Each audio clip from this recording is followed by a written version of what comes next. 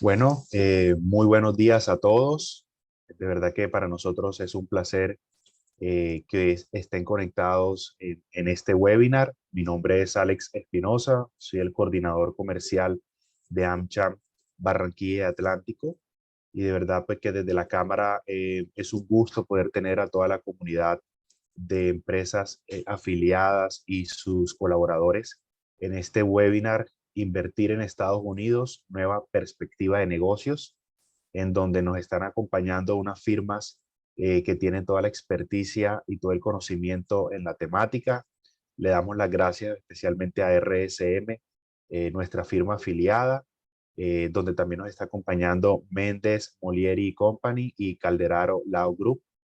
Eh, Muy buenos días nuevamente. Pues les recomendamos tener sus cámaras y sus micrófonos apagados para poder tener una conexión estable y poder tener toda la información de primera mano en esta temática tan interesante eh, que vamos a tocar más en estos tiempos. Nuevamente bienvenidos y vamos a presentar a las personas que nos van a estar acompañando con la información en este webinar. Uno de ellos es Sergio Viveros. Sergio es abogado con especialización en Derecho Tributario Nacional e Internacional y máster en Impuestos Internacionales de la Universidad de Florida y actualmente se desempeña como socio de RSM Tax and Legal, firma miembro de RSM Global. También nos va a estar acompañando Alejandro Molieri. Alejandro es CPA en Florida International University, con maestría en ciencias de tributación de la misma universidad. Ha asistido a empresarios, empresas privadas y públicas en la planificación fiscal federal e internacional y al manejo de su estrategia fiscal desde una perspectiva global. Y también nos va a estar acompañando Renata Calderaro. Renata es abogada americana, empresaria en los Estados Unidos, conferencista internacional y CEO de Calderaro Lao Group, quien ha asesorado exitosamente durante más de 25 años a cientos de emprendedores y empresarios en el extranjero en la expansión de sus negocios y la apertura de nuevos mercados en los Estados Unidos. A todos, bienvenidos. Muchas gracias por acompañarnos en este espacio y en esta información. Y bueno, Sergio, adelante, estamos atentos a la información. Perfecto, muy buenos días a todos. Déjenme un segundito, organizo mi pantalla. Un segundo, por favor.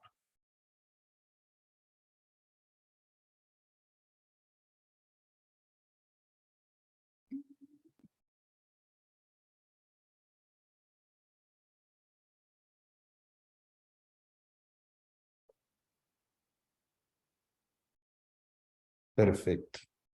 Ahí están viendo mi pantalla. Sí, la vemos bien. Perfecto, muchas gracias, Alex. A todos muy buenos días. Gracias por asistir a estos minutos de este conversatorio de cómo invertir en los Estados Unidos. AmCham Barranquilla muy amablemente nos invitó, armó este grupo de expertos con los que vamos a desarrollar 3 perspectivas que todas las empresas colombianas saliendo hacia los Estados Unidos necesitan este tipo de apoyo. Y básicamente son impuestos en Colombia, impuestos en los Estados Unidos y el tema migratorio en los Estados Unidos. Se ha convertido esto en nuestro pan de cada día. Nos preguntan esto las familias y las empresas que trabajan con nosotros. Y quiero empezar con las preguntas que nos hacen con frecuencia. El colombiano que está interesado en salir a invertir en los Estados Unidos está enfocado no solo en abrir su negocio allá, tener un plan B en caso de que algo llegase a ocurrir en este país, y también se encuentra interesado en entender en los temas tributarios, tanto de Colombia como en el exterior. Entonces, nos hizo un resumen de las preguntas que más nos hacen nuestros clientes y esperamos que a lo largo de esta presentación contestemos estas preguntas. Entonces voy a detenerme en hablar un poco de ellas para que a lo largo de la charla podamos tener las respuestas a ellas. La primera es, ¿qué se debe hacer para perder la residencia fiscal en Colombia? Y es que en muchas oportunidades las familias y las personas y los empresarios no me dicen, bueno, y si me voy para vivir a Estados Unidos, ¿dejo de tributar en Colombia? La respuesta es no.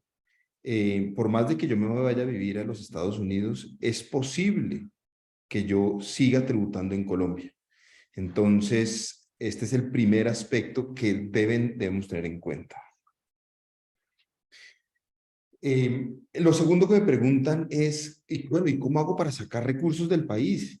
Tengo que ir a un banco comercial, usted me recomienda un banco en los Estados Unidos, ¿existe algún mecanismo especial que yo deba entender para sacar efectivo o las consignaciones de mis cuentas bancarias en Colombia? ¿Cómo hago para dolarizarlas? Lo tercero que me preguntan es, si tengo ingresos pasivos, ingresos de arrendamientos o ingresos financieros en Estados Unidos, ¿debo declararlos en Colombia? Y esta es otra gran pregunta, porque parece sencilla, pero tiene una serie de reglas que sugerimos que se estudien desde la perspectiva colombiana. Pero la mayoría de los empresarios y la mayoría de las familias tienen este tipo de rentas pasivas, buscando huir del riesgo tasa de cambio, sacan unos recursos de Colombia y los invierten en inmuebles en los Estados Unidos o los meten a un portafolio de inversión en bancos americanos. Esos rendimientos o esos arrendamientos tienen unas reglas tributarias en Colombia, que vamos a hablar de ellas en unos minutos. ¿Qué impuestos hay en Estados Unidos que me puedan afectar si invierto allá? Entonces, ya cuando empiezo a conocer hacia dónde voy, lo beneficioso que es invertir en los Estados Unidos, también tengo que tener en cuenta los impuestos de los Estados Unidos. Y allá, en términos generales, están los mismos impuestos que en Colombia, con excepción del impuesto al patrimonio, que allá no existe el impuesto al patrimonio. Pero hay un impuesto federal de renta, hay impuestos locales o nuestros parecido al ICA, hay impuesto a las sucesiones, y que es la misma ganancia ocasional de nosotros, claro, con tarifas diferentes y con procedimientos para liquidar dichos impuestos también diferentes. La quinta pregunta, ¿en Estados Unidos hay impuesto al patrimonio? La respuesta es no, señores, eso no hay allá, y más adelante vamos a hablar un poco más del tema. Si yo compro una casa en Estados Unidos y la arriendo en Airbnb, ¿qué impuestos pago en Estados Unidos? Esto es otro de los temas que vamos a abordar, cómo se tributa una renta pasiva allá en los Estados Unidos. Y cuando me paguen esos ingresos, así sea en una plataforma, ¿debo declararlos en Colombia? Entonces, ¿pago en Estados Unidos y pago en Colombia? La respuesta es no, no necesariamente tengo que pagar allá y pagar acá, pero sí declarar acá y declarar allá. Y esto es donde empieza el juego de entender cómo tributamos este tipo de rentas en los Estados Unidos. Si compro una casa para vivir, ya no para arriendo, para vivir, ¿debo pagar algún impuesto? Entonces empezamos ya a analizar un poquito los impuestos como el equivalente al impuesto predial colombiano, y empiezan a preguntarnos, ¿será que yo compro mi casa de vivienda de habitación de manera directa? ¿O será que necesito una sociedad? ¿Y por qué nos empiezan a preguntar eso? Que eso está en línea con la pregunta número 8. ¿Qué vehículo me recomienda para comprar la casa? Es porque allá existen impuestos sucesorales. Y el impuesto sucesoral puede llegar a ser bastante alto, hasta el 40%, con unas excepciones, pero hasta el 40% del valor del inmueble. Entonces, esa es una planeación que nos piden con mucha frecuencia. Más allá del impuesto a la renta, nos piden que planeemos el impuesto, el estate tax, que es el impuesto sucesoral. La siguiente pregunta que nos hacen es, si tengo un portafolio de acciones que cotizan en bolsa en los Estados Unidos, ¿debo pagar en los Estados Unidos? También hay unas reglas de qué tipo de inversiones tenemos. también vamos a abordar el tema. Si tengo un portafolio de bonos, entonces fíjense que la pregunta 9 es diferente a la 10 porque la 9 habla de acciones que cotizan en bolsa y la 10 habla de bonos. También abordaremos esa diferencia porque la tributación del uno y el otro es bastante diferente.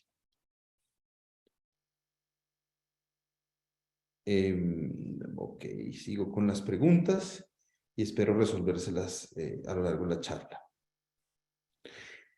¿Qué vehículos, sociedad o trust me recomienda constituir para constituir mi portafolio? El portafolio, entiéndase, bonos, acciones, cualquier de estas rentas pasivas que tengo yo en bancos americanos.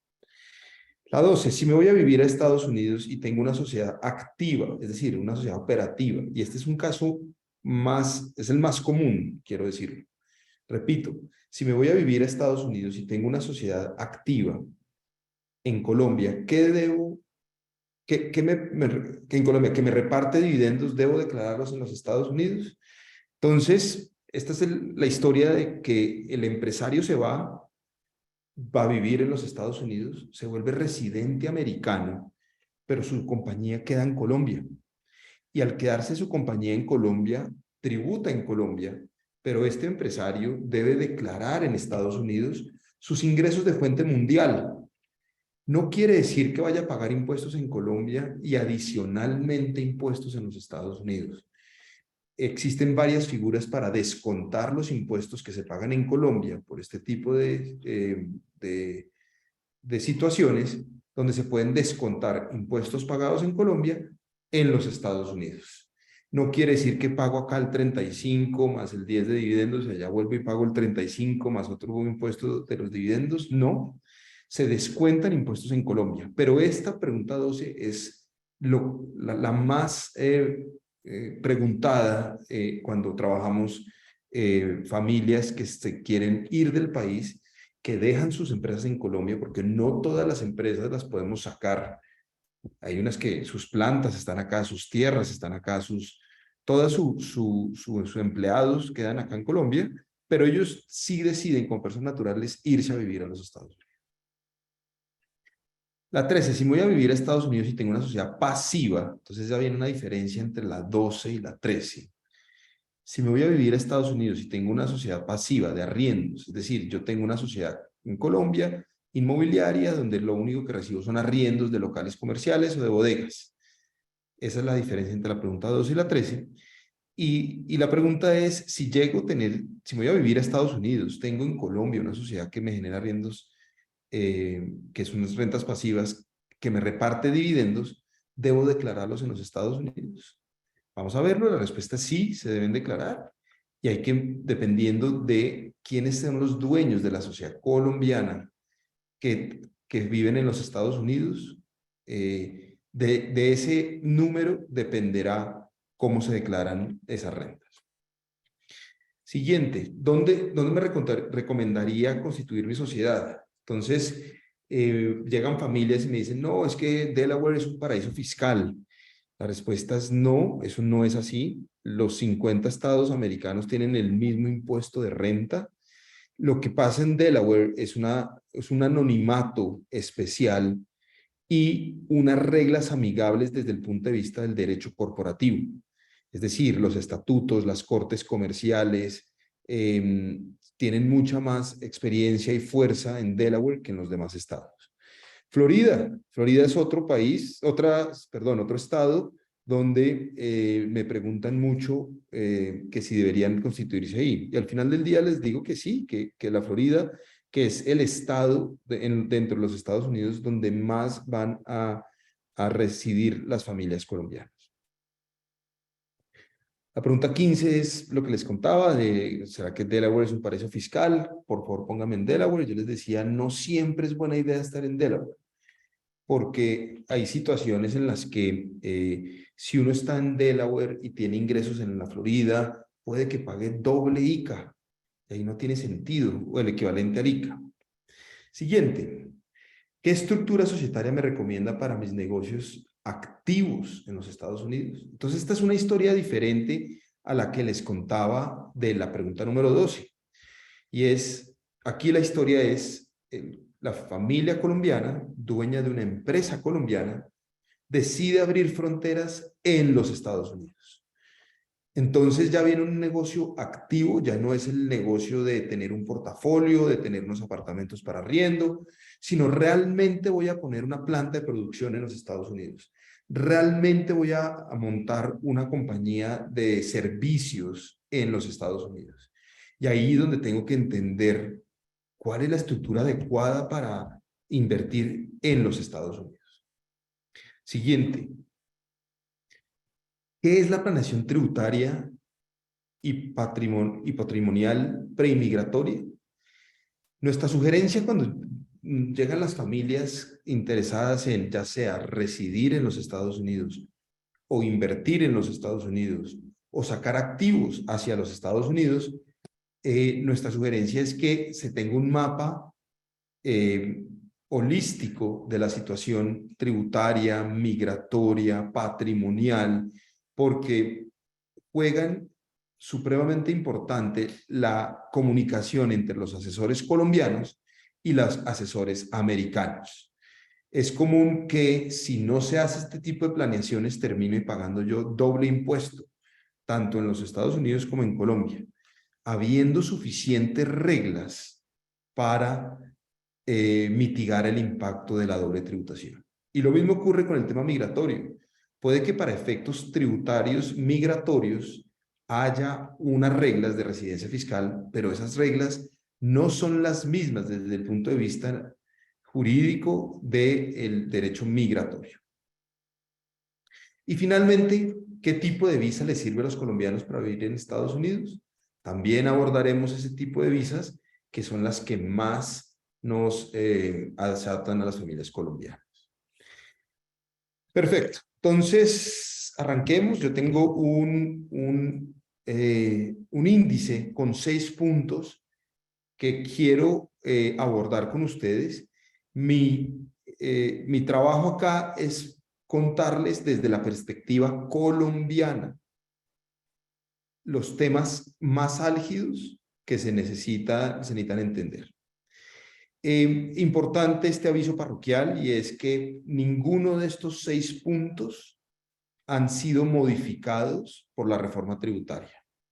Estos 6 puntos siguen intactos a lo que se va a modificar en el momento en el que el presidente sancione la reforma tributaria. Como sabrán, literalmente hoy, están en Senado y Cámara conciliando el último texto. De ahí pasa a que el presidente sancione la ley, es decir, la firme, y después se publique en el Diario Oficial. Al día siguiente del Diario Oficial, la reforma tributaria queda en firme y empieza a aplicarse. Ya sabremos que unas normas se aplican a partir de su promulgación, otras se aplican a partir del periodo gravable siguiente, pero simplemente hago este aviso parroquial para que sepan que ninguno de los 6 puntos que vamos a tratar hoy se modifican con la reforma.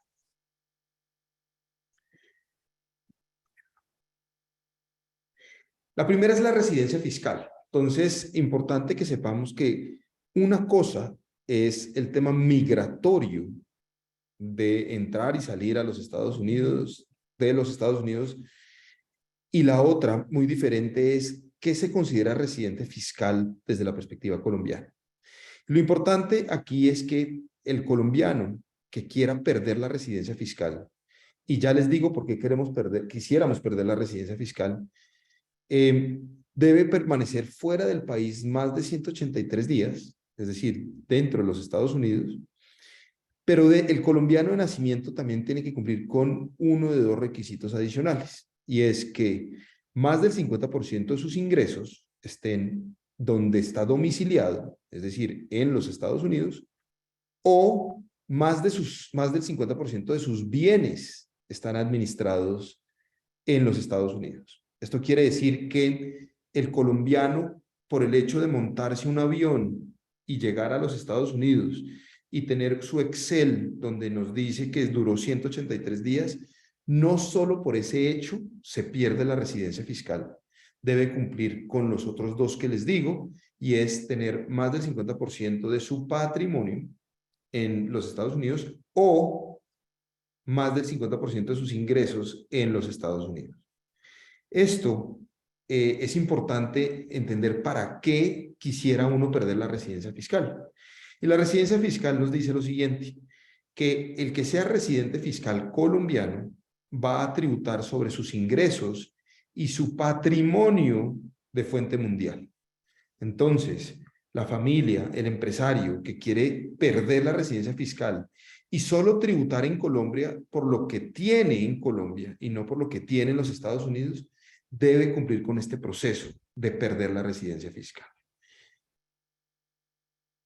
El segundo punto que hay que tener en cuenta es en el caso en que el colombiano se queda acá, en Colombia, constituye una sociedad en el exterior y esa sociedad en el exterior sea la dueña de sus inmuebles, de sus portafolios, de sus marcas, pues la norma nos dice lo siguiente, por más de que yo tenga una sociedad americana, llámese una LLC, una corporación, y ya vamos a hablar del tema, y yo tengo más del 20%, más del 10% de la sociedad, siendo yo residente fiscal colombiano, esas rentas pasivas, los rendimientos financieros, los arriendos, mis regalías, mis dividendos pasivos, todas estas rentas pasivas que supuestamente se quedan en Estados Unidos, las debo declarar el mismo año en que las recibí en los Estados Unidos. Así no lleguen a Colombia.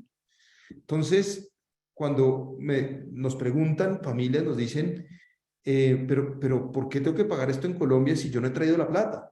Si mi sociedad no me ha repartido las utilidades de mis negocios, que son arriendos de inmuebles, yo les digo, esta es una norma que hay unas muy similar en los Estados Unidos, donde dice que las rentas pasivas son en medio de todo transparentes. Es decir, que por más de que yo constituya sociedades entre yo como familia colombiana, residente fiscal colombiana, y mi renta pasiva, por más de que haya 10 sociedades en la mitad, la norma me dice que yo debo declarar el mismo año que yo recibí esas rentas pasivas, las debo declarar en Colombia. Ese es el régimen de entidades controladas en el exterior.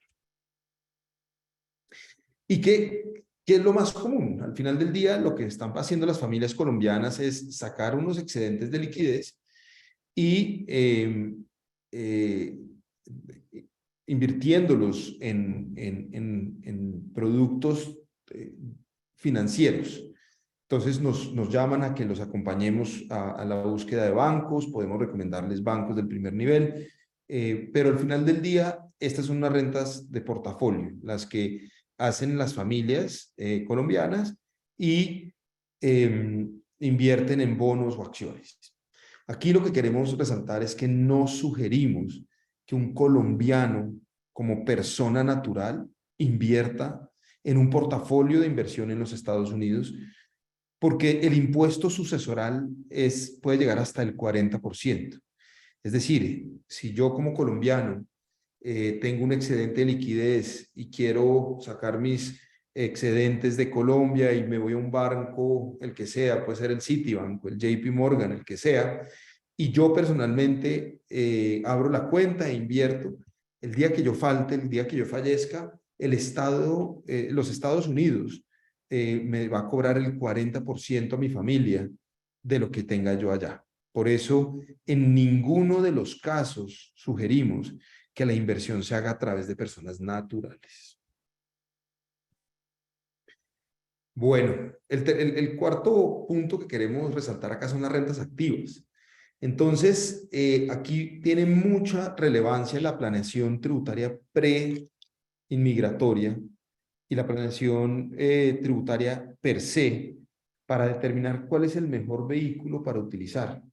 Entonces, aquí hay un abanico de alternativas en las que uno puede identificar si tiene sentido que mi compañía colombiana, que va a empezar que va a poner una planta de producción en los Estados Unidos, constituya una LLC, una sociedad de responsabilidad limitada, que más adelante otro de los expositores va a hablar de esto, o una corporación, y hay un régimen tributario totalmente diferente entre una corporación y una sociedad de responsabilidad limitada, una LLC, pero no todas se aplican para todos los casos. Consideramos que es importante acercarse a unos especialistas para que les puedan darle una recomendación de cuál es el mejor vehículo, si una LLC, si una corporación, y si me voy por una LLC, ¿será que prefiero declarar en Estados Unidos o no declarar en Estados Unidos? Y esa alternativa se puede. En la alternativa de que la LLC no declare en Estados Unidos, pues la LLC no declara, pero el dueño, la persona jurídica colombiana, sí declararía.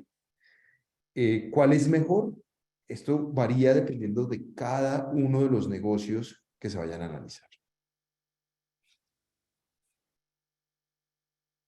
Bueno, aspectos cambiarios, simplemente tener claro y tener presente que el sistema cambiario colombiano regulado por el Banco de la República y de la mano del banco intermediario, que puede ser la vivienda, el Banco Bogotá, el Banco Colombia, ese es el mercado el banco intermediario, se tienen que registrar todas estas operaciones.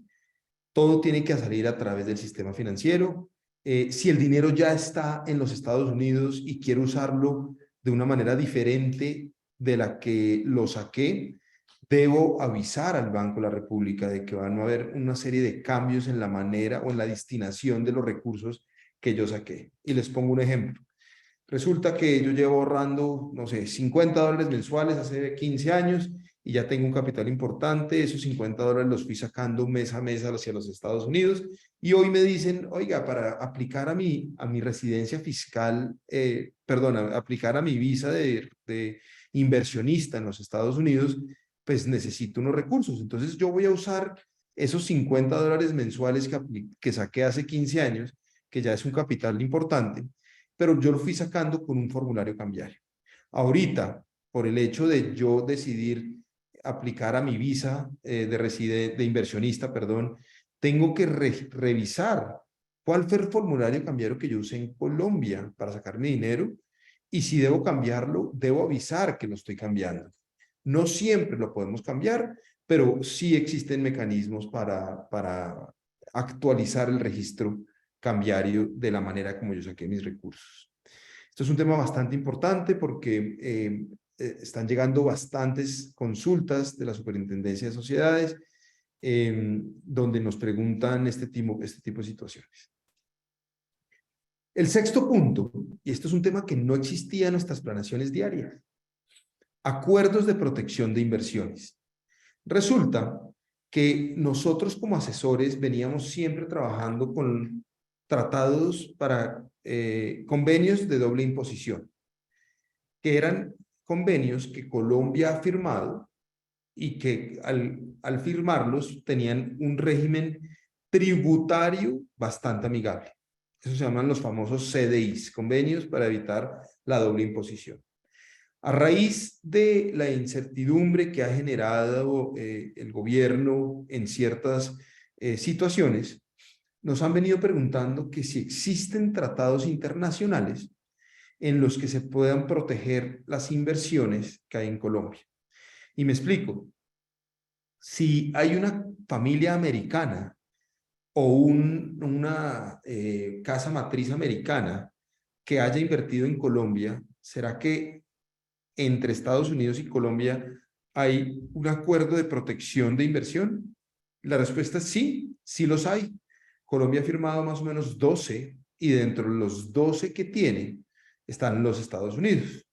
Entonces está dentro de un capítulo del TLC entre Colombia y Estados Unidos y lo que busca es que se protejan las inversiones de potenciales medidas arbitrarias que pudiesen llegar.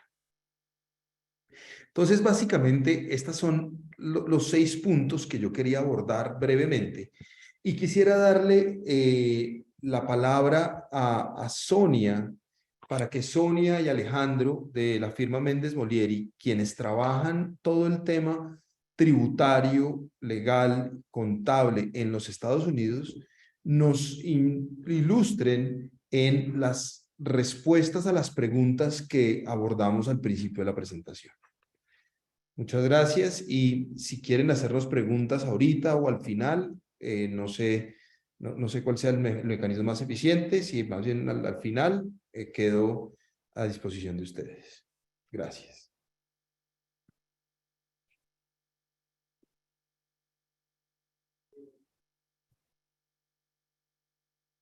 Muchas gracias, Sergio. Si les parece, continúo con la presentación y luego entonces entramos en la sección de preguntas.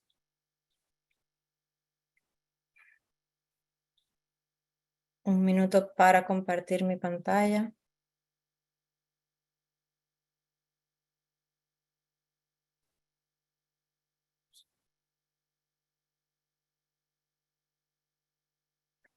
Perfecto.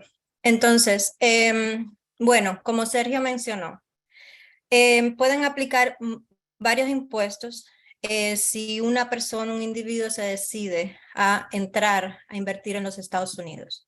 ¿Cuáles son estos impuestos que podrían aplicar? Pues el impuesto sobre la renta, impuestos de sucesiones, impuestos sobre bienes inmuebles. La aplicación o el alcance de estos impuestos va a depender en gran medida de cómo se considere la persona para propósitos tributarios en los Estados Unidos como residente o no residente fiscal.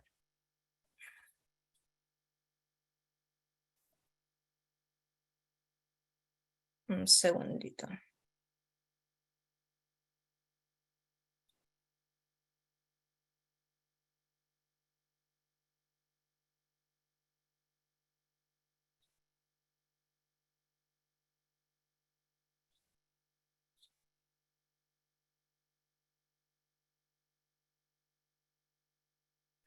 Perfecto. Entonces, ¿quiénes se considerarían residentes fiscales en los Estados Unidos?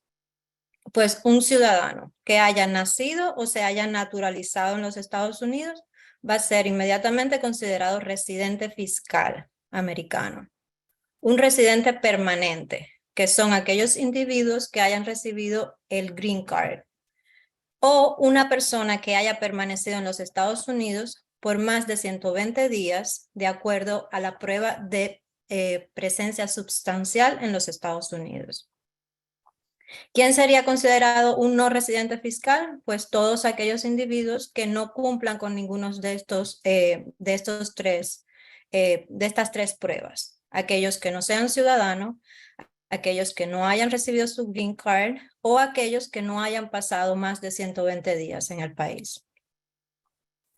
Entonces, el resto de la presentación, lo que voy a tratar de ilustrar de manera muy general es cuál sería la aplicación de estos impuestos que mencionábamos anteriormente en cada caso, cuando se considera a la persona residente fiscal y cuando no se considera un residente fiscal. Entonces, hay una distinción muy importante y es que residentes fiscales van a estar sujetos a impuestos en los Estados Unidos sobre sus ingresos mundiales. O sea, no solamente ingresos generados de fuentes americanas, sino ingresos generados de cualquier parte del mundo. Todos esos ingresos estarían sujetos a impuestos en los Estados Unidos si la persona se considera residente fiscal americano. Y adicionalmente, estos residentes fiscales tienen el requerimiento de presentar declaraciones informativas para reportar a que ciertos activos que estos residentes fiscales mantienen fuera de los Estados Unidos. En cambio, el no residente fiscal va a estar sujeto a impuestos en los Estados Unidos solamente en los ingresos generados de fuentes americanas. Es una distinción muy importante. Y no tienen el requerimiento de presentar declaraciones informativas para reportar activos mantenidos fuera de los Estados Unidos. Entonces, dicho esto, vamos a empezar a analizar cuál sería la tributación que aplica a cada una de las fuentes de ingresos que pueden generarse por la inversión en los Estados Unidos, dependiendo si la persona es residente o no residente fiscal. Entonces, primero, tributación por portafolios. ¿A qué llamamos portafolio? Pues aquellas inversiones en bonos, acciones, que por lo generalmente se hacen a través de una institución financiera en los Estados Unidos. Para residentes fiscales, ¿cuáles son los ingresos? Ya sea para residentes fiscales o no residentes fiscales, que normalmente generan estos portafolios, pues ya sabemos, dividendos, intereses, ganancia de capital ocasional por la venta de los activos o de las inversiones mantenidas en este portafolio. Entonces, dividendos para residentes fiscales americanos van a estar sujetos a tasas graduales que pueden ser hasta de un 20%, siempre y cuando los dividendos se reciban de compañías americanas. Transacciones de venta de las inversiones mantenidas en estos portafolios. Igualmente van a estar sujetas a tasas de ganancia ocasional graduales que pueden ser de hasta un 20%. Si los activos se mantienen por más de un año, si la transacción de venta se realiza en un tiempo menor a un año, entonces las tasas pueden ser de hasta un 37%. Luego existe un régimen fiscal diferente que aplica cuando se mantienen dentro de estas inversiones en portafolio intereses en sociedades que se consideran extranjeras y son de naturaleza pasiva. No voy a entrar en mucho detalle porque es un poco más complicado y más técnico, pero solamente mencionar que puede aplicar este régimen, que es lo que llamamos acá PFIX. Para no residentes fiscales americanos, la mayoría de los ingresos generados por portafolio pueden no estar sujetos a impuestos en los Estados Unidos. Intereses, por lo general, no están sujetos a impuestos en los Estados Unidos. Dividendos generados por estas inversiones, siempre y cuando no sean de sociedades americanas, no están sujetos a impuestos en los Estados Unidos. Transacciones de venta de las inversiones mantenidas en estos portafolios tampoco están sujetos a impuestos en los Estados Unidos. Entonces, es una diferencia sustancial y bueno, importante para tener en cuenta. ¿Qué otra inversión pueden decidirse hacer en los Estados Unidos? Puedes adquirir un bien inmueble, una casa, un apartamento. ¿Cuáles son los ingresos o cuáles son las transacciones que se pueden hacer con este tipo de inversión? Pues ya sabemos. Arrendamiento, lo más común. También se pueden mantener para uso personal y en algún momento decidirse a vender la propiedad, asumiendo que haya incrementado en valor. Entonces, arrendamiento. Para residentes fiscales americanos, la tasa que aplicaría sería de hasta un 40.8%.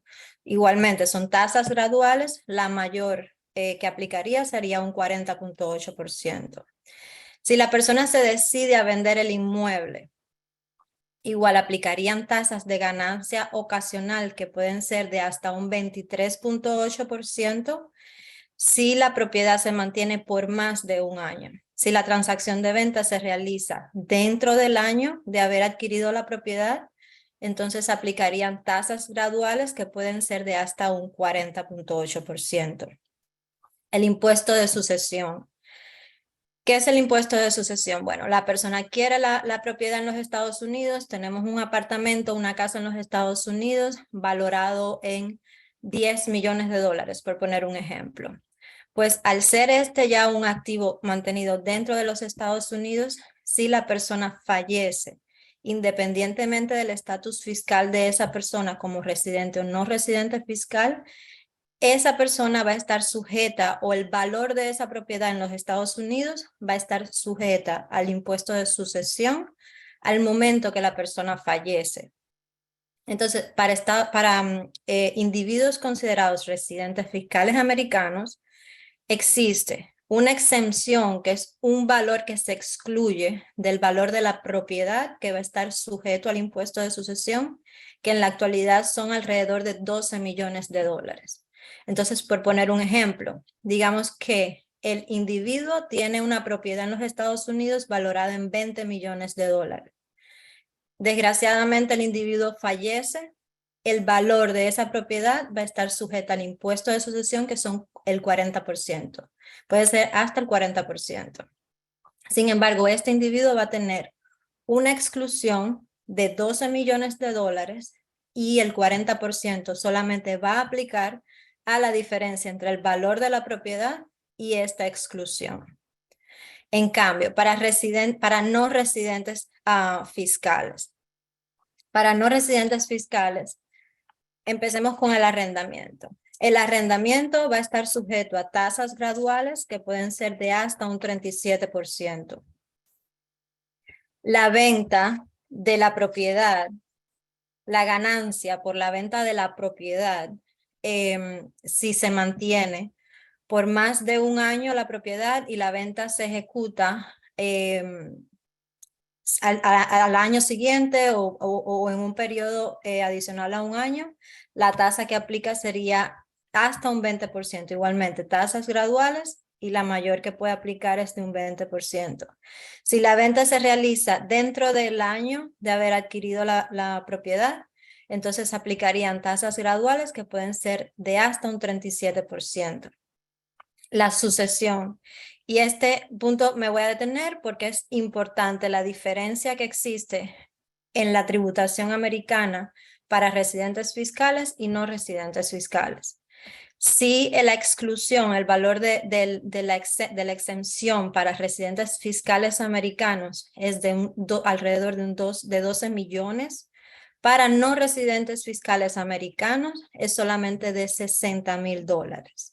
Entonces, esta es una distinción o una diferencia muy importante y siempre recomendamos a los clientes, a los inversores que vienen a los Estados Unidos como no residentes fiscales a planificar muy bien la manera en que van a entrar en la inversión para que se mitigue o se elimine este impuesto de sucesión.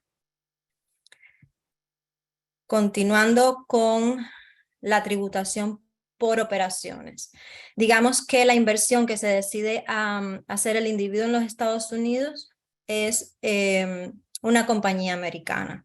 Las compañías americanas que tienen la clasificación de corporaciones van a estar sujetas en sus ingresos netos a un impuesto federal del 21%. Esto va a aplicar independientemente si el dueño de la corporación es americano o no americano. La tasa que aplica la corporación a los ingresos netos de la corporación a nivel federal es del 21%. Luego, en dependencia del estado donde o la localidad, como mencionó Sergio, aquí también tenemos impuestos locales.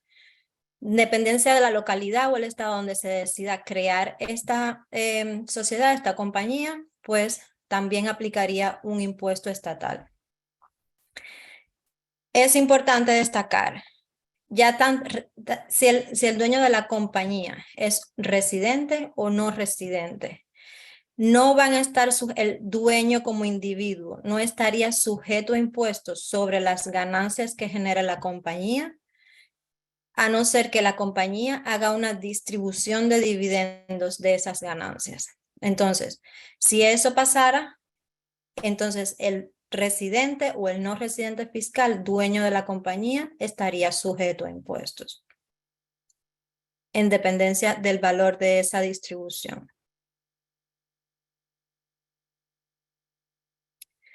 Voy a hacer mención a este requerimiento que existe solamente para residentes fiscales americanos. Cuando residentes fiscales americanos o individuos que se consideran residentes fiscales en los Estados Unidos, ya sea porque pasaron más del tiempo o porque obtuvieron la tarjeta verde o porque se nacionalizaron en los Estados Unidos, están sujetos o están requeridos, además de reportar y pagar impuestos sobre sus ganancias, ingresos mundiales, también están requeridos a reportar aquellos activos o ciertos activos que mantienen fuera de los Estados Unidos. Ahí pueden entrar cuentas bancarias mantenidas en instituciones financieras fuera de los Estados Unidos, siempre y cuando el valor de estas cuentas en el agregado alcance un saldo determinado. Ahí también van a entrar entidades, corporaciones que se mantienen fuera de los Estados Unidos, y este término que mencioné anteriormente, que son aquellas entidades mantenidas fuera de los Estados Unidos que se consideran de naturaleza pasiva.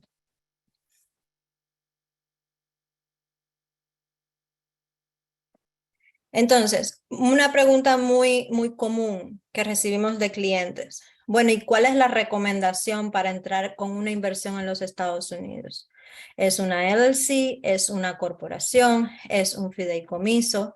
Pues para residentes fiscales y no residentes fiscales serían las mismas opciones, con la distinción de que para no residentes fiscales siempre sería bueno que el fideicomiso fuera de naturaleza irrevocable, pero son opciones similares. Cada una de estas opciones obviamente habría que estructurarla y implementarla de una manera muy cuidadosa para que sea lo más eficiente posible desde la perspectiva tributaria americana. Con eso termino mi presentación. Sergio, no sé si deberíamos darle la palabra a Renata o si podemos pasar a un periodo de preguntas y respuestas. Creo que se estaban haciendo todas al final, pero Sonia, si tienes que retirarte, con gusto podemos también hacer algunas para ti ahora, no sé cómo Alex.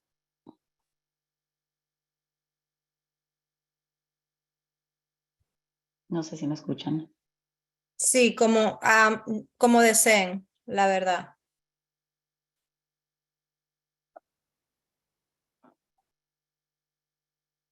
Hola, buenos días. Bueno, generalmente el espacio de preguntas es al final, pero si alguno de nuestros invitados tiene alguna anotación para el conferencista, lo puede hacer perfectamente.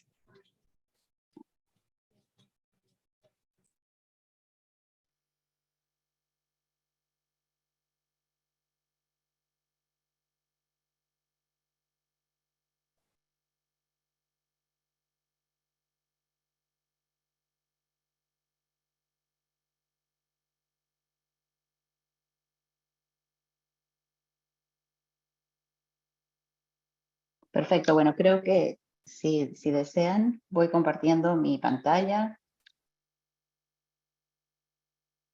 Si todos nos escuchan. Bueno, primeramente, muchísimas gracias por la invitación, AmCham Colombia, a AmCham Barranquilla en particular, en este evento. Realmente un honor de poder compartir estos momentos con todos ustedes. A ver, creo que ahí estamos. Hoy día los saludo desde Boston. Tenemos acá unas cuantas reuniones y entonces un placer realmente poder compartir esta información. Creo que es muy importante, como Sergio lo mencionó al inicio, el poder ver todo esto en una forma muy integral, en una forma en la cual podamos ver no solamente la parte de Colombia, la parte de Estados Unidos, la parte legal, tributaria, la parte de las visas, de inmigración. Y creo que es también muy importante entender, para mí una de las cosas más importantes es que veamos todo esto en un tema de flexibilidad, en un tema de qué decisiones estoy tomando para mi empresa, para mi familia, y de esa forma poder ir avanzando con decisiones que son muy importantes. Y no solamente es un tema, cuando hablamos de inmigración, muchas veces las personas piensan acerca de, bueno, cómo es la visa en términos de un traslado, pero en particular vamos a enfocarnos, hay muchas visas, hay muchísimas opciones, pero una de las cosas que es muy importante es identificar que hay flexibilidad en el convenio que tenemos entre Estados Unidos y Colombia. Lo que quiere decir que no me obliga el convenio invertir, trabajar, vivir en Estados Unidos, pero me lo permite hacer. Es decir, si yo quiero invertir, pero seguir viviendo en Colombia, lo puedo hacer. Si es que quiero trasladar a mi familia o parte de mi familia, porque tal vez mis hijos van a estudiar en Estados Unidos, pero quiero tener matrículas preferenciales, quiero tener acceso a otros beneficios para mi familia, sin embargo, parte de la familia se queda en Colombia, también se puede hacer. En la expansión de la cual hablaban tanto Sergio y Sonia, de una empresa, todo eso. O sea que vamos a ir hablando de eso, les voy a ir compartiendo la pantalla para que vayamos, me avisan si es que ven. Alex, ¿la ven bien? Aún no vemos. No sé, ok, espera, entonces déjame, entonces algo no he apretado.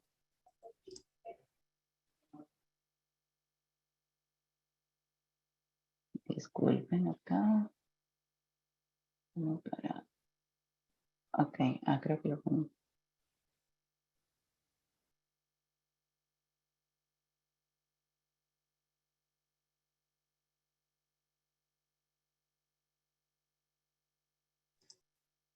Ahora sí.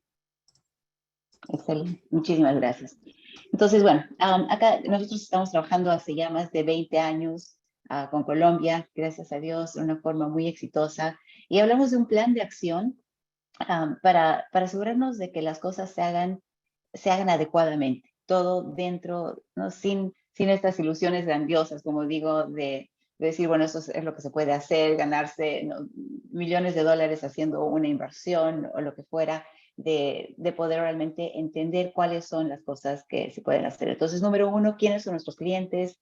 Personas que quieren abrir nuevos mercados, personas que quieren expandir sus empresas, que quieren aprovechar sus años productivos y definitivamente dar un futuro a sus hijos. Como mencionaba Sergio al inicio, hemos estado recibiendo más y más llamadas y reuniones desde Colombia para entender cuáles son estas vías, pero no solamente para entenderlas, sino personas que realmente están tomando acción. Sabemos mucho más que aún el año pasado, el previo año, de personas están tomando acción en términos de cómo pueden ver estas opciones y hacer el traslado de sus familias, de diversificar y darle un pasaporte a su dinero o tener un plan B viviendo en Colombia, pero tener esa opción de poder hacer algo en Estados Unidos que me dé tranquilidad con lo que estoy haciendo. ¿Y por qué ese plan B?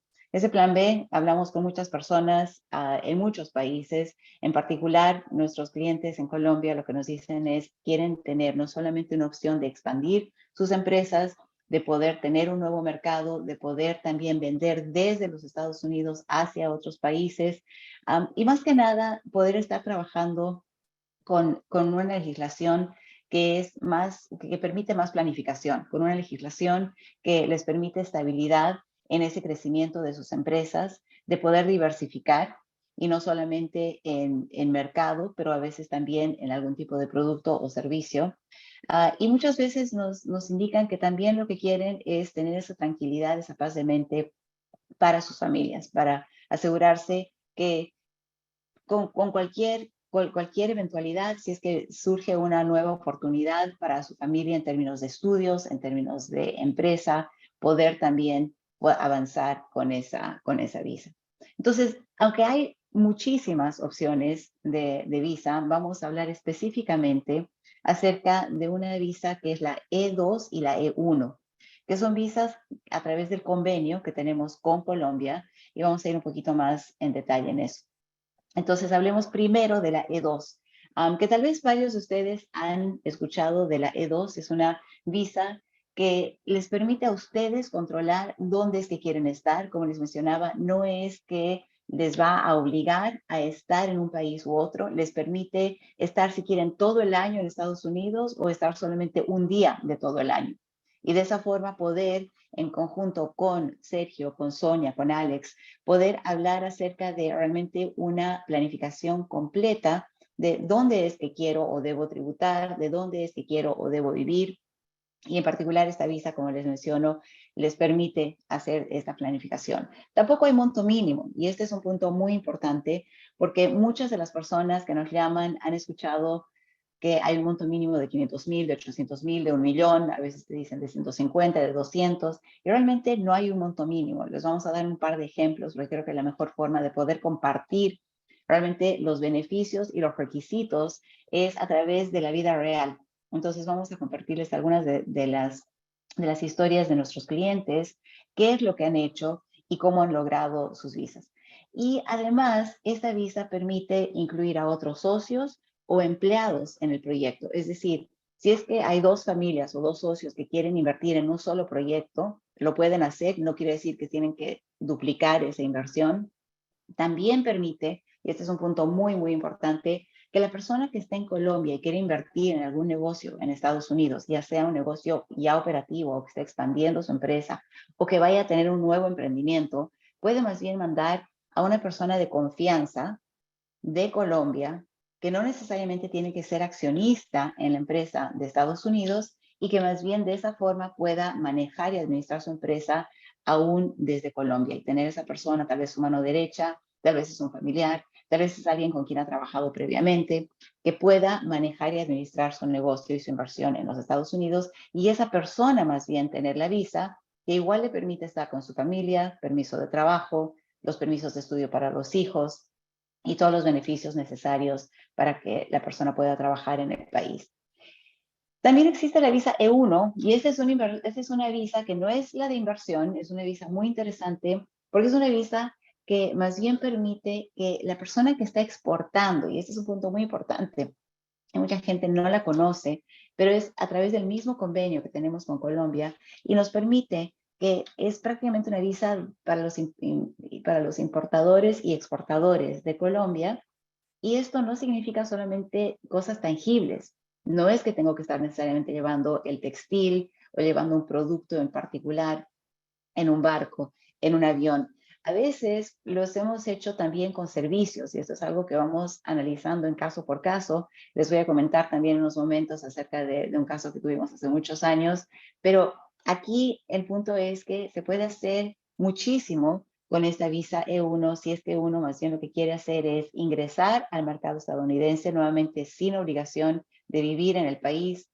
Es un comercio de ida y vuelta, o sea que puede ser que estoy o importando o exportando. Si es que voy a estar exportando de Colombia, eso quiere decir que lo que voy a exportar tiene que ser un producto o un servicio colombiano. No puede ser un producto que yo vaya a importar de otro país hacia Colombia y de Colombia hacia Estados Unidos. Tienes que ser un producto colombiano, los cuales Colombia, yo pienso que tiene que estar siempre muy orgulloso del producto que tiene y de la apertura que hay en los Estados Unidos. Lo hemos hecho con clientes en varios temas y en varios rubros. Lo hemos hecho en productos alimenticios, lo hemos hecho en productos textiles, lo hemos hecho en productos, muchos por cierto, temas de ejercicios, ya sean software, ya sea equipo en sí. Entonces, es para ir abriéndoles un poco las opciones que existen en eso. Y como les mencionaba, pueden hacer los negocios desde Colombia o pueden trasladarse a los Estados Unidos y los mismos beneficios de también poder enviar a un empleado si es que lo necesitan o lo desean o pueden simplemente ir haciendo las exportaciones desde Colombia hacia los Estados Unidos. Acá no hay monto mínimo. Aquí lo que sí el gobierno va a estar viendo es cuán a menudo, cuál es la frecuencia de estas exportaciones. Entonces, ese es un punto importante y por eso justamente se va analizando. Les doy un ejemplo de hace muchísimos años, algo corto solamente para que tengan una idea también de que se tiene que ser creativo dentro de los parámetros de la ley. El gobierno permite mucho en términos de entender lo que el negocio realmente está haciendo. Hace ya más de 20 años con un cliente que estaba en News Clippings, le dijimos, bueno, veamos cómo se puede optar por una visa E1. Él había optado por otro tipo de visa, había hecho sus trámites con otro grupo jurídico, hicieron una L, después optaron por una extensión que lamentablemente no se le había dado, una residencia que lamentablemente no se le había dado, y en ese momento vino a vernos y cuando comenzamos a analizar su negocio, vimos que podría ser muy elegible para una E1.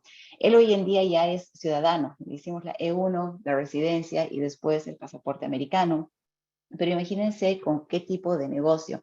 News Clipping en ese momento lo que él hacía era que su equipo en su país manejaba lo que eran todos los medios en términos de sus clientes y la competencia y creaba reportes que enviaba diariamente por correo electrónico a los clientes en los Estados Unidos. Nosotros presentamos ese caso como un caso de comercio en el que el producto, que era ese reporte, se lo creaba, se lo producía en su país, que tenía también la opción de la E1, y se lo importaba para poder presentar eso a sus clientes en los Estados Unidos.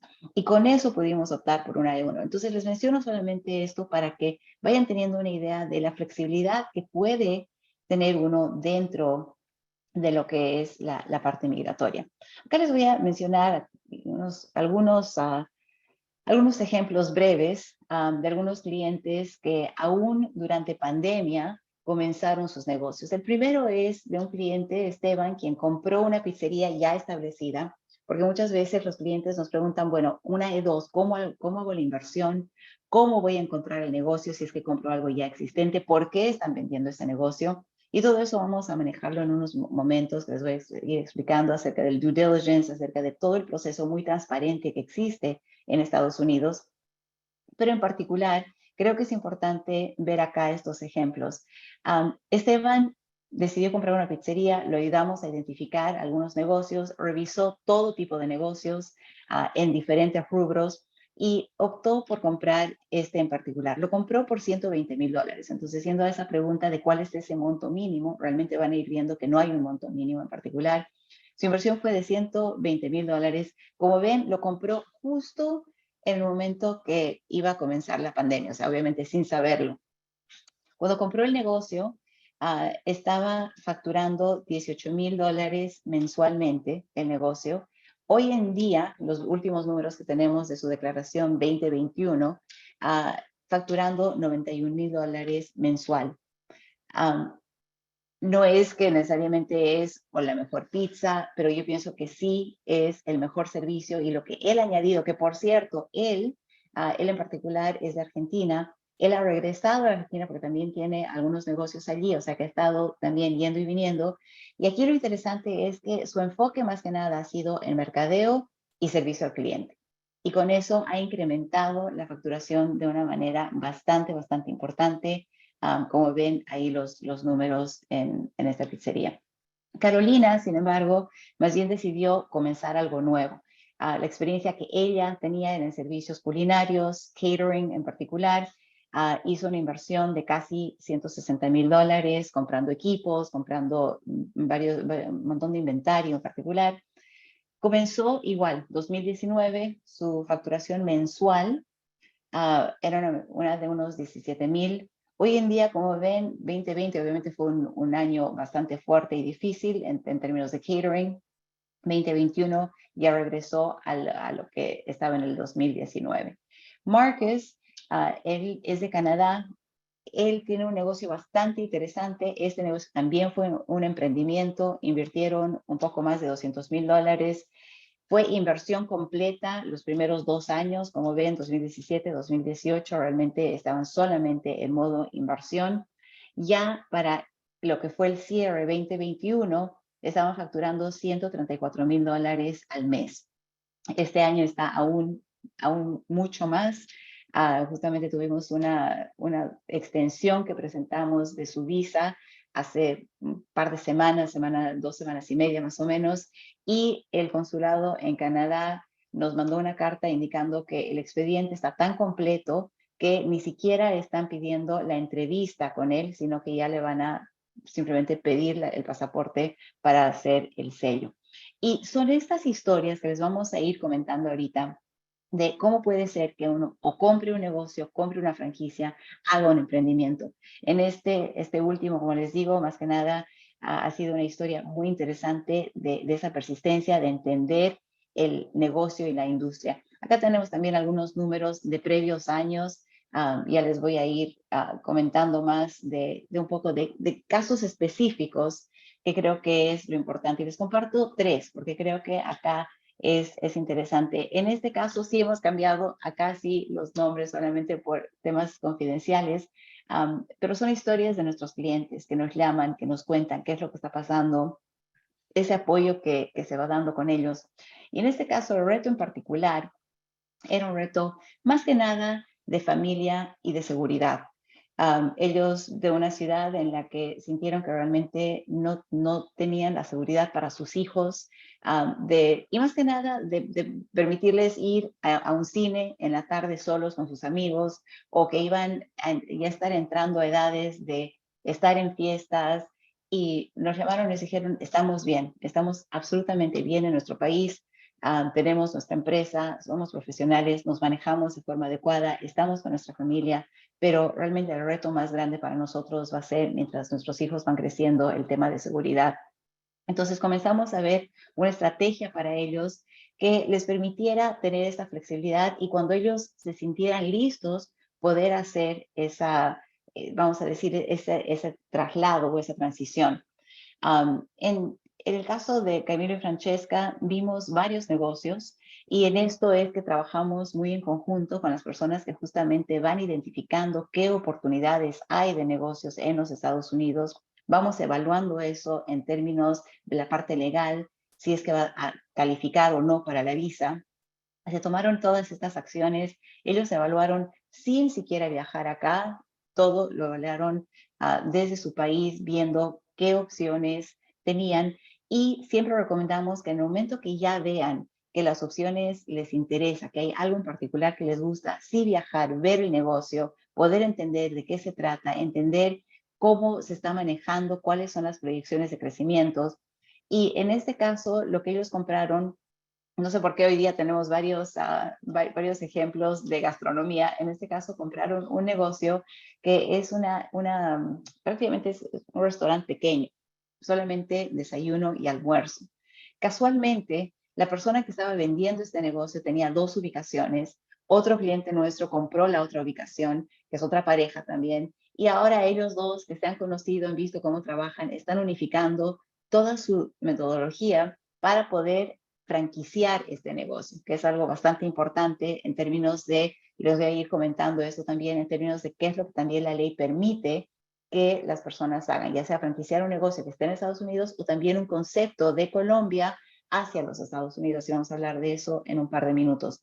Entonces, en este caso, los resultados han sido prácticamente un WhatsApp que me envió Francesca indicándome, Renata, ya nos hemos trasladado, y la hija mayor, que tiene 12 años, está en todas las clases de honor del colegio, están felices, ven que este negocio está creciendo, y es un negocio que además ahora van a poder franquiciarlo. Entonces, es ir entendiendo todo esto. Ahora, ¿cómo es que se ubica este negocio? Como les dije, les vamos a ir dando las diferentes opciones de negocios. Nosotros no vendemos negocios, sino que simplemente identificamos cuáles están disponibles, si es que quieren comprar un negocio ya operativo, para que entonces puedan analizarlo, que pueden haber negocios de $120,000 o de $5 millones, dependiendo de lo que cada persona está buscando, cuán involucrado uno va a estar, si es que va a mandar a alguien para que lo administre, si es que uno va a ir, o si es que quiere un negocio que más bien ya está bien consolidado y quiere ir simplemente teniendo los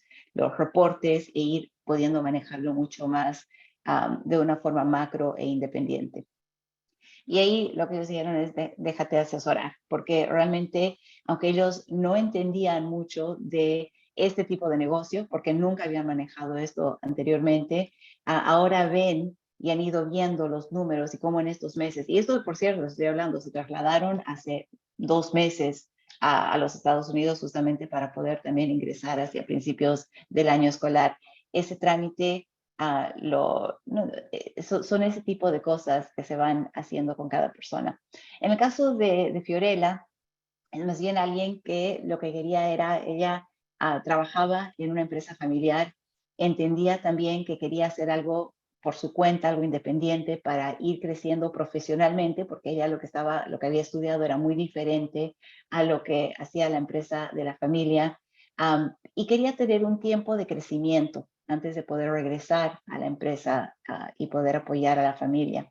Y ese era su reto, era poder tener un poco de esa independencia también, de ese aprendizaje, para poder nuevamente retomar la empresa de la familia. Entonces le hicimos una estrategia de un soft landing, de poder entender qué opciones habían. Y con ella pudimos ver más bien franquicias que la pudieran apoyar en lo que era justamente ese aprendizaje de poder implementar lo que había aprendido en la universidad sin muchos años de experiencia, con bastante conocimiento más teórico. Y no solamente, y este es muy lindo, porque no solamente le fue muy bien en esa franquicia, pero se comenzó a involucrar de una forma muy fácil en todo el tema de poder justamente, igual que el AmCham, en las cámaras en el sur de la Florida, que es donde con ella trabajamos.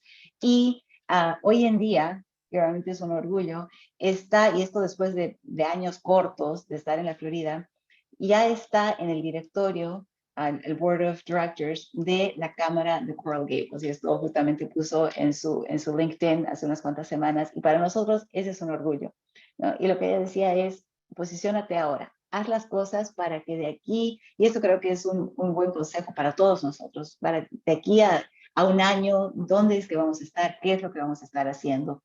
Y creo que es sumamente importante verlo desde ese punto de vista. Sergio y Paola, y acá sí quiero pararme un poquito. Ellos están en Chile. Chile tiene el mismo convenio que tenemos con Colombia y fue muy interesante una conversación que tuve con él hace unas cuantas semanas.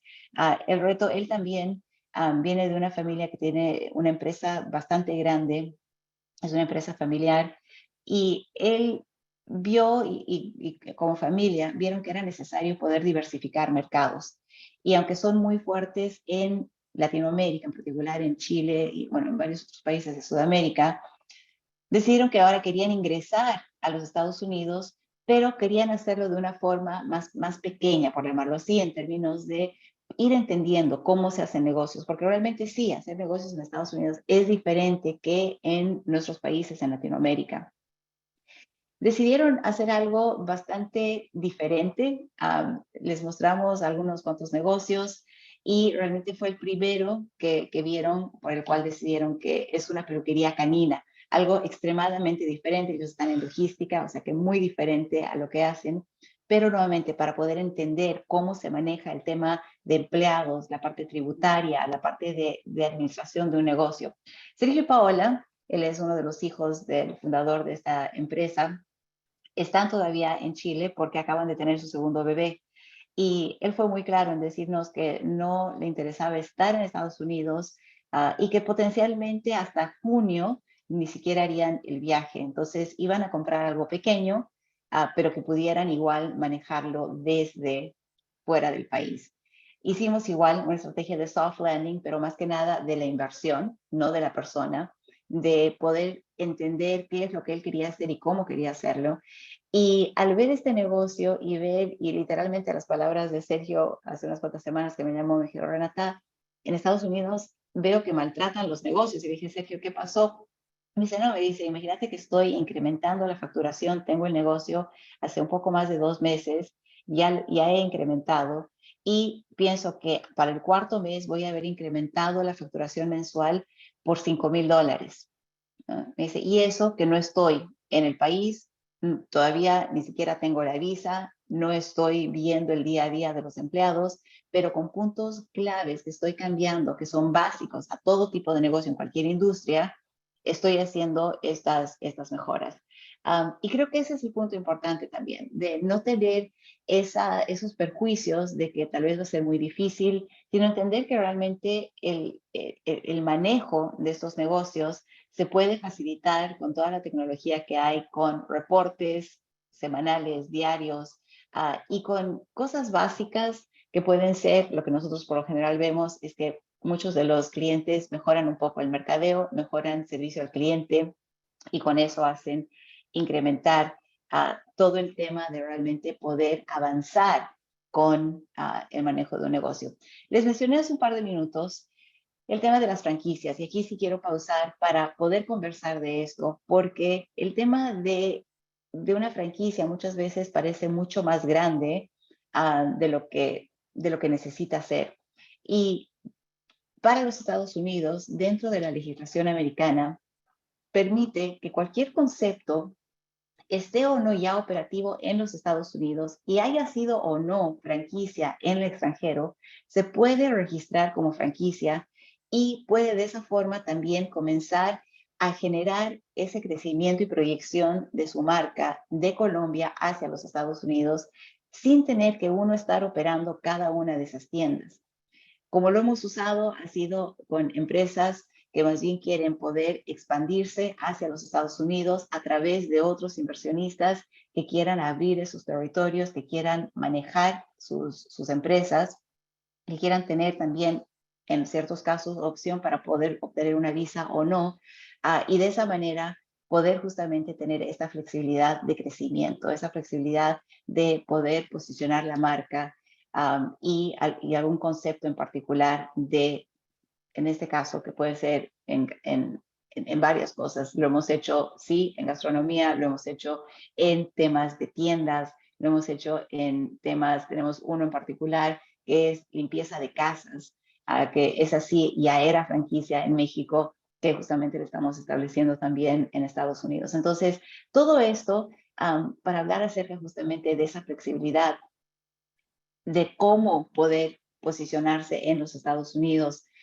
de temas como due diligence, que si uno más bien decide comprar un negocio ya operativo, entender que uno tiene un proceso de auditoría que normalmente puede ser de 2 semanas hasta 30 días, durante los cuales uno está obteniendo toda la información de ese negocio después de haber puesto, obviamente, firmado un documento de confidencialidad y puesto una seña, un depósito, normalmente de unos $10,000 en una cuenta fideicomiso, que solamente indica que sí, yo como comprador potencial estoy obrando de buena fe, porque al hacer eso, el vendedor le abre totalmente todos los libros corporativos, los libros financieros, los estados bancarios, las declaraciones de impuestos, absolutamente todo del negocio, para que la persona pueda revisar, analizar, evaluar y ahí tomar la decisión. Y uno tiene hasta las 11:59 p.m. del último día que se acordó que iba a ser el periodo de evaluación para decidir si es que avanza o no.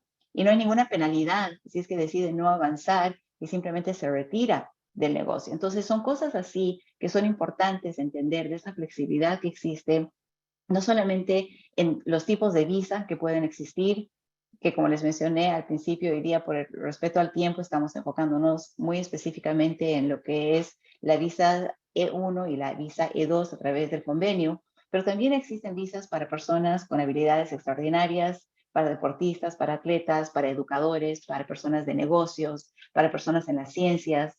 Acabamos de recibir una aprobación que fue directo, ni siquiera fuimos a una visa, sino que hicimos la solicitud directa a una residencia en base al perfil de un profesional en la banca y fuimos directo a lo que muchos llaman la tarjeta verde o el green card.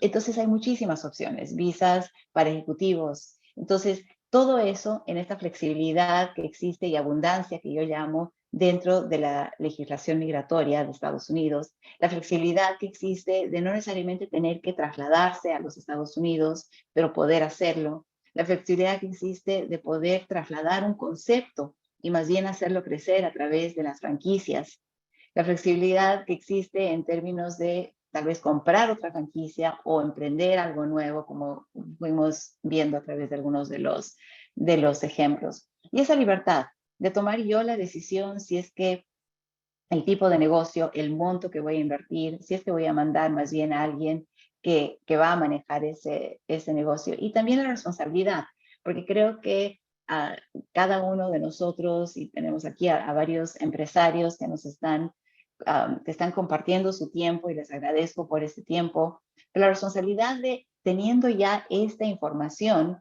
poder también avanzar con un plan de acción. Y ese plan de acción tal vez es una decisión de después no hacer nada hacia los Estados Unidos, pero la responsabilidad de tomar toda esta información que ha compartido Sergio, que ha compartido Sonia, que estamos compartiendo nosotros, para a través del AmCham también entender, bueno, cuáles son todas mis opciones hacia el futuro. Estamos terminando ya el 2022, vamos entrando en el 2023, y cuál es ese crecimiento que queremos darle a nuestra parte profesional, a las compañías a las que tenemos, a todo lo que vamos a ir haciendo. Y creo que esa palabra con lo que les dejo es elección.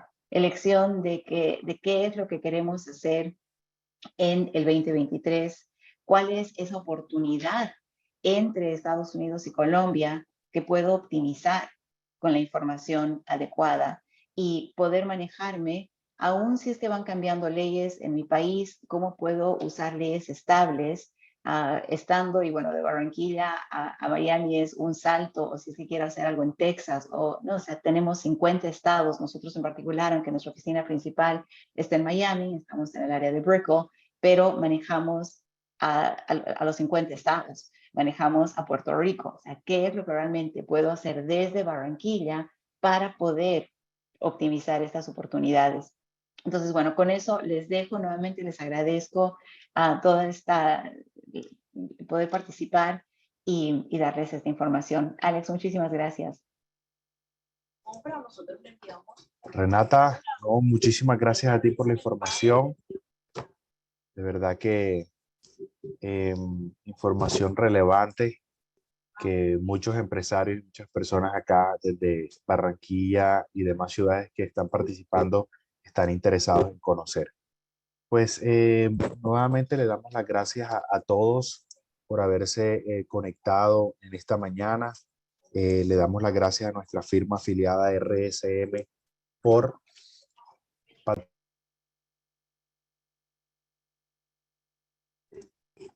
vamos a responder las preguntas que tenemos acá en el chat.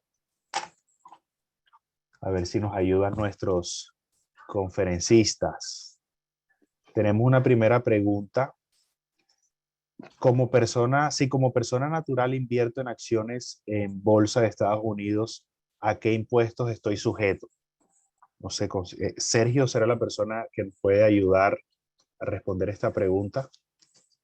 Yo les puedo ayudar con mucho gusto, pero creo que Sonia y Alejandro son las personas más indicadas para esta respuesta. Ok.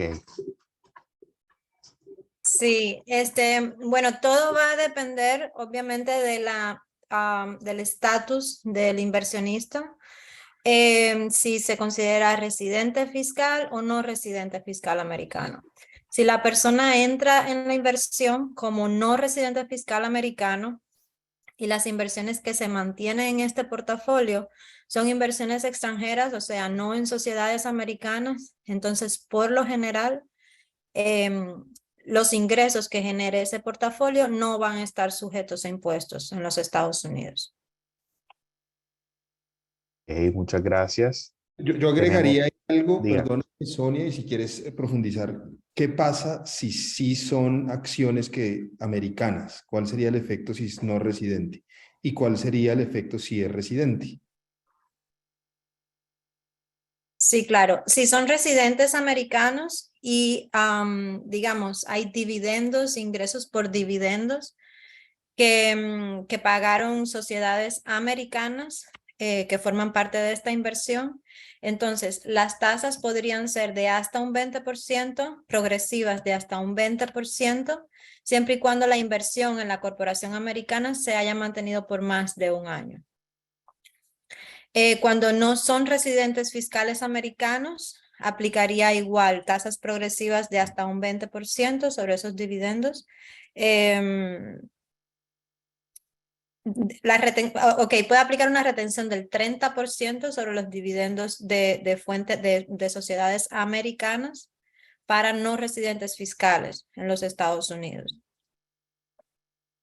Entonces, en resumen, Alex, para que quede claro para el público, cuando es un no residente y el producto, donde yo invertí en acciones que no son americanas, pero las tengo en un portafolio americano, no tributan en Estados Unidos y listo. Simplemente el rendimiento entra a Colombia sin impuestos en los Estados Unidos. Pero si mi activo subyacente son acciones americanas, el emisor de las acciones va a hacer una retención en la fuente sobre sus dividendos, su rentabilidad. Pero si yo soy un colombiano de nacimiento y residente en los Estados Unidos, ahí las tarifas son hasta el 20%. Ok, perfecto, muchas gracias. Tenemos otra pregunta. Ustedes me dirán quién nos ayuda a responderla. ¿Cómo se estructuraría la compra de un inmueble para arrendar en Estados Unidos? El monto estimado sería de $300,000. ¿A cuáles impuestos tendría que pagar y qué tasa estimada tendría? Ahí Perfecto. también puedo ayudar, Sergio, ahí también puedo ayudar, puedo comenzar Vale. respondiendo y tú Perfecto. añades lo que entiendas. Súper. O sea, hay varias maneras de estructurarlo, tendríamos que entender bien el caso, por lo general preferimos coordinar una reunión, una llamada, para tener un poco más de información. Muy importante es que en el caso de no residentes fiscales americanos haciendo esta inversión en propiedades inmuebles en los Estados Unidos, hay que estructurarlo de la manera correcta para que se mitigue o se elimine el impuesto de sucesión. Es muy importante. Ya luego las tasas que aplicarían sobre el ingreso por el arrendamiento de la propiedad son tasas progresivas que pueden llegar hasta un 37%. Gracias, Sonia. Yo agregaría lo siguiente y es, como les había comentado Sonia y como les había comentado yo, el hecho de tener un inmueble en los Estados Unidos, mi sugerencia es que no sea a través de una persona natural, sino de una entidad, de un vehículo. Y si me ponen a escoger qué vehículo usaría yo usaría una corporación, que es como una SA americana, y las SA o las Corps americanas tributan a la tarifa del 21%. Entonces, me estoy imaginando que una familia colombiana tiene su SAS en Colombia, que es el vehículo patrimonial familiar, saca los recursos de Colombia a través del sistema financiero, usa el formulario número 4 de inversión extranjera, llega ese dinero a los Estados Unidos y con ese dinero constituye una corporación. Y esa corporación compra el inmueble para arrendar. Dentro de la corporación vamos a tener una tarifa de tributación del 21% y el 21% es sobre la utilidad, pero en los Estados Unidos existe la depreciación, como la teníamos nosotros en el pasado. ¿Se acuerdan que en Colombia habían depreciaciones a 5, 10, 15, 20 años? Hoy en día tributariamente son a 45 años. Entonces en los Estados Unidos aún hay depreciaciones que sirven como un escudo fiscal dentro de la corporación. Entonces, al final del día, mientras yo deprecie mi inmueble a 10 años, pues voy a tener un escudo fiscal importante y la base de la utilidad en los Estados Unidos en la que recae el 21% va a ser bajita, va a ser inferior. Entonces, el primer nivel de tributación en ese caso sería el 21%. Si llegase yo a repartir utilidades de esa corporación hacia la SAS colombiana, habría un impuesto también del 30%, en cuyo caso nosotros sugerimos no repartir utilidades a Colombia, simplemente dejarlos remanentes dentro de la corporación americana. Y como les decía, esos ingresos van a tener que tributar en Colombia a la tarifa de la SAS. Entonces la SAS, que tributa hoy en día el 35%, va a poder descontar el 21% que pagó en el exterior y la diferencia la paga aquí en Colombia. Ese sería como el mapa integral de la tributación de un inmueble arrendado en los Estados Unidos. Gracias. Muchas gracias, Sergio. Vamos a realizar la última pregunta porque hay bastantes. Les vamos a dejar un correo electrónico para que los participantes que tengan alguna otra duda nos las puedan hacer llegar y hacemos el enlace con las firmas que dieron la conferencia y puedan responder todas sus inquietudes. Tengo la siguiente pregunta. Si me voy a vivir a Estados Unidos y tengo ingresos de arriendos en Estados Unidos, ¿puedo descontar los impuestos pagados en Colombia?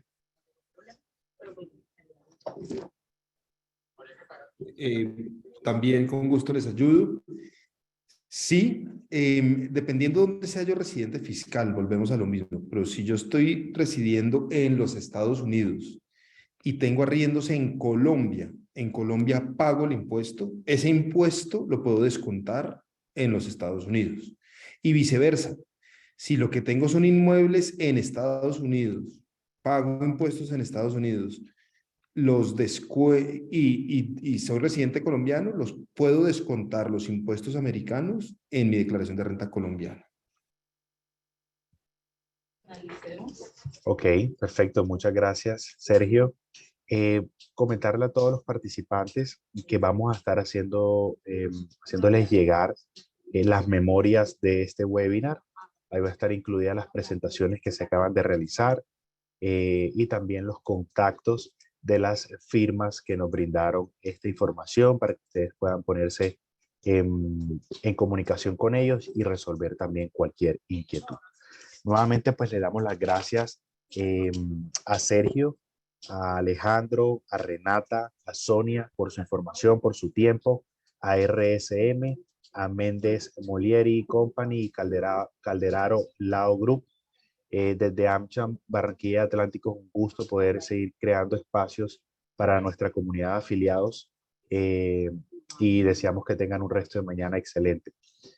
Que les vaya muy bien. Gracias a todos. A todos, gracias. Muchísimas gracias. Gracias, Alex, Sergio, Sonia, a todos. Igualmente, que estén muy bien.